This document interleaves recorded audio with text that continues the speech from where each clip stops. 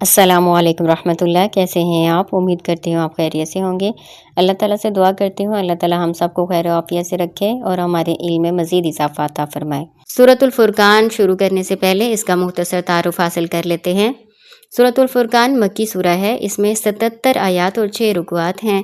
وجہ تسمیہ، یہ پہلی آیت تبارک الذی نزل الفرقان سے ماخوذ ہے۔ فرقان کے معنی ہے حق و باطل، توحید و شرک اور عدل و ظلم کے درمیان فرق کرنے والا۔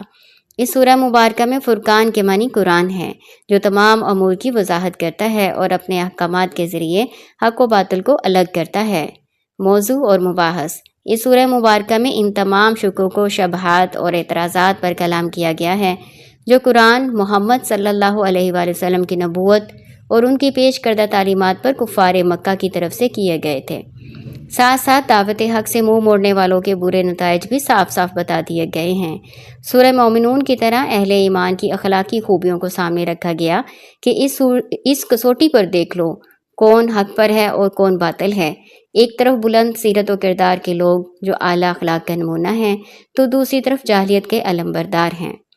عنوانات: توحید، کفار کے اعتراضات کا جواب دیا گیا ہے، حق کا انکار کرنے پر عذاب کی وعید سنائی گئی ہے، کفار کے نیک اعمال کی حیثیت اور ان کا ضائع ہو جانا بیان کیا گیا ہے، عبرت کے لیے پہلے انبیاء علیہم السلام کے مختصر واقعات بیان کیے گئے ہیں، اللہ تعالیٰ کی قدرت کاملہ کی نشانیاں بیان کی گئی ہیں، اور آخر میں اللہ تعالیٰ کے خاص بندوں کی خصوصیات بتائی گئی ہیں۔